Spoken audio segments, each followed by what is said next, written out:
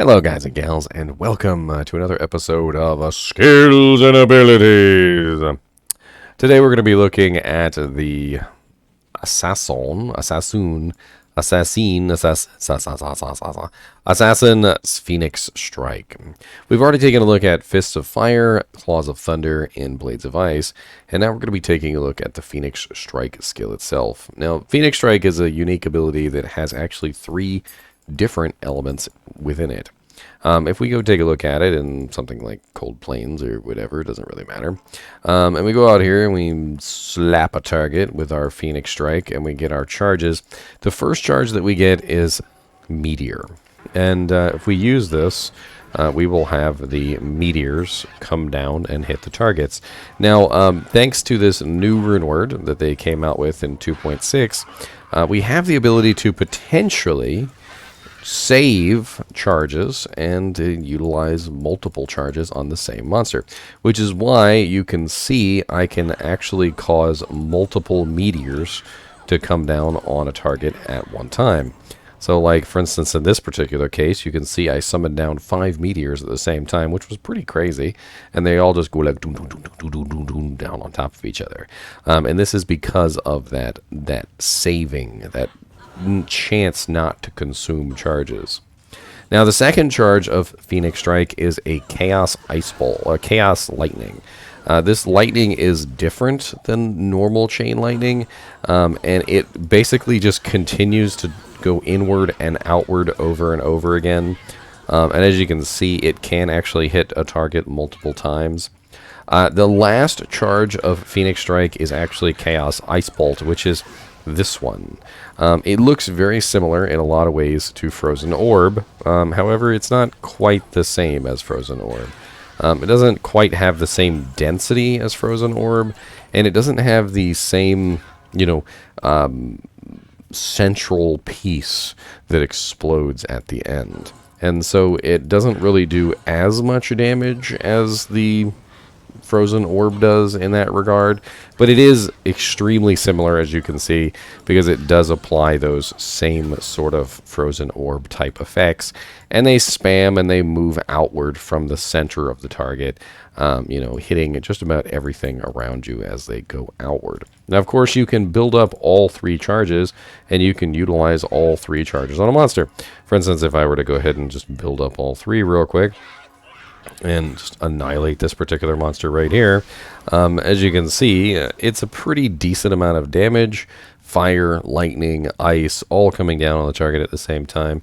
And it doesn't really matter what the target is immune to, because we literally have all 3 elements hitting the target at the same time.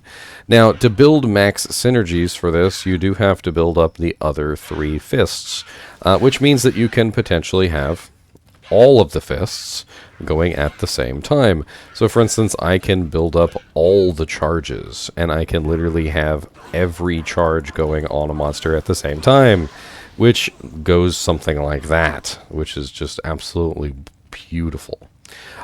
This ability to build multiple charges makes this into a burst damage character. So traditionally for most games, especially MMOs, you would generally talk about your character in one of 2 ways. I am a sustained damage character. Sustained damage characters are characters usually that have fire damage. It's been my experience that usually things that apply a steady damage type over a long period of time is considered sustained. So fire damage tends to be that, because fire damage is burning, right? So as a monster burns, he takes a steady amount of damage, he continues to burn, and he doesn't stop burning. He's just constantly, never-endingly burning, right? So sustained damage. Burst damage tends to be something like Claws of Thunder. Claws of Thunder is a large amount of damage, which is dished out really quickly, but it doesn't do anything else after that burst. And so burst damage is the other end of the spectrum. Well, the Phoenix Strike Assassin is most definitely on the burst end of things, because as you can see, like, she's not doing damage to all the monsters all the time. She's doing damage to the monsters in a large burst effect. So if I build up all my charges like this, I'm not really doing any damage while I'm building the charges. But once I've got my charges running, I trigger the effect, which causes a huge burst of damage to radiate outward from that central point, dishing out huge amounts of damage to any monster that's stupid enough to be nearby. And that burst damage can be extremely effective. Now, unfortunately, though, during that time period while you're building up your abilities, you're not really doing very much damage in the process. So the whole, like, building up the ability does require some process and time to actually work into play. Now, because this is multiple elements, you don't really have to worry too much about immunities. So if you come across a fire immune monster, you utilize the lightning and the ice. If you come across an ice immune, you utilize the lightning and the fire, and so forth and so on. And even if you come across a monster that's immune to fire and lightning, you use the cold portion of it. And this allows you to essentially just customize exactly what you're trying to do. So for instance, with these monsters right here, these monsters are immune to cold. So I'm going to utilize the lightning.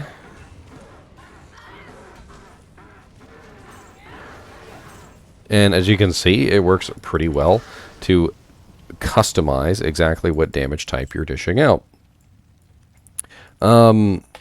Phoenix Strike is a very heavy investment, though, and this is kind of a big deal.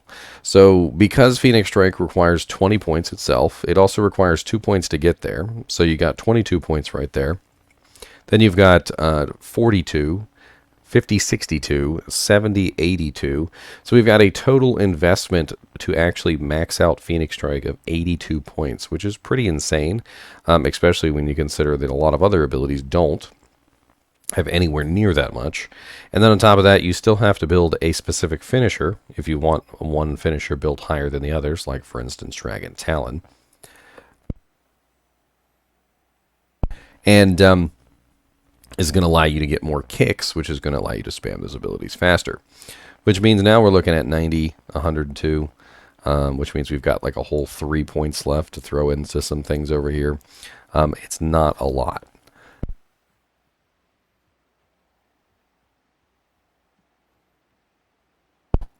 And Phoenix Strike just tends to be way too costly in terms of like what you have to build to make it work. And I don't really see any way that you can bring down the requirements either, because quite honestly, if you want Phoenix Strike to dish out the kind of damage that you need it to dish out, you've got to build up all the synergies. Now you could potentially chintz on the Blades of Ice skill. I don't necessarily think that you need this one to make Phoenix Strike work, because number one, it is the last of the three. And number two, it is, the one that most monsters are immune to. So if you were to build, for instance, a Phoenix Strike without the Chaos Ice Bolt or without the Blades of Ice, you could potentially save yourself 20 points there, which you could put into, something else like maybe Fade or Burst of Speed, or, throw your Claw Mastery in your weapon block. Maybe go down and grab yourself a Shadow Master or whatever it is that you want.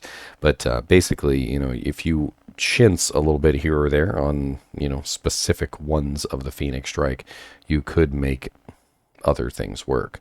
But the problem with this is that if you don't have the Blades of Ice, for instance, and you run across a monster that's immune to fire and lightning, well then, now you're kind of SOL, so you don't have a third damage type to dish out to that particular monster.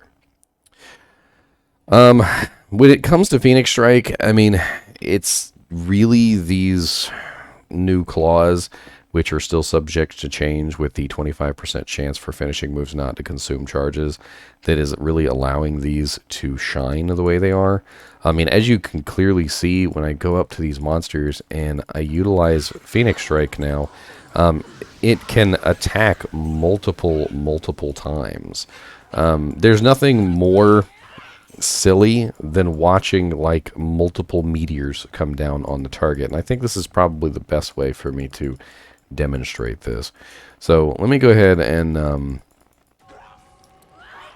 show you what it looks like when like 6 or 7 or 8 or 9 meteors fall and hit the same target over and over and over again.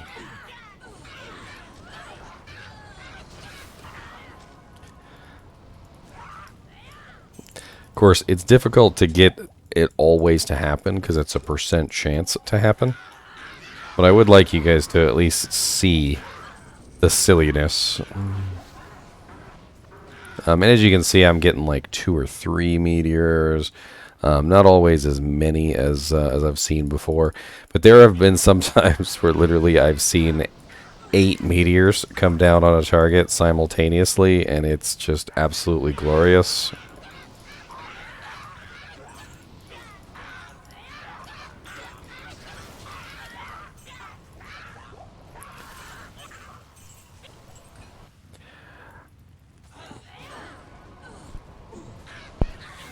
But as you can see, you can clearly spam individual abilities of Phoenix Strike, so you don't necessarily have to utilize the entire chain.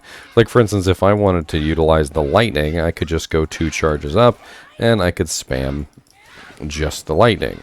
Granted, I'm still going to get the meteors in there because that's the first charge, but I will also get a lot of lightning that's going to come out.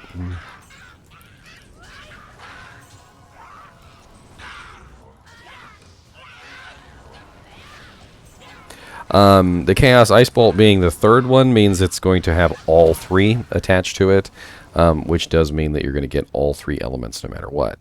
I mean, it's not necessarily a bad thing that when you hit, you know, the monsters, they are dishing out a huge amount of damage to everything, no matter what is nearby. If you've got lightning, fire, and cold immunes all nearby, you're still going to deal a pretty large amount of damage. And of course, physical immunes don't even matter as a Phoenix Strike Assassin, because you're going to blow right through the physical immunes with pretty much ease.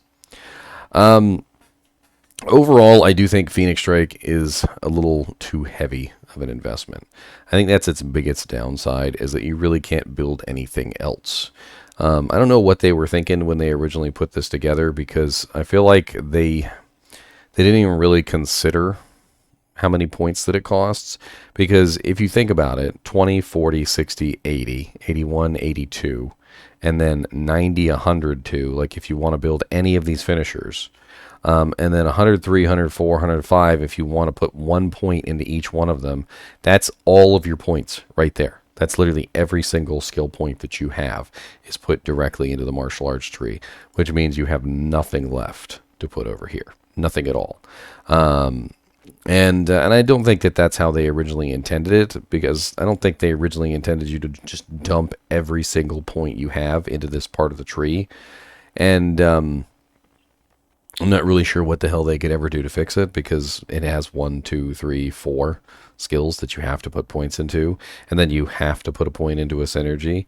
I mean, a finisher at the very least, and then, you know, like if you want that finisher to be any good, you've got to put points into that as well.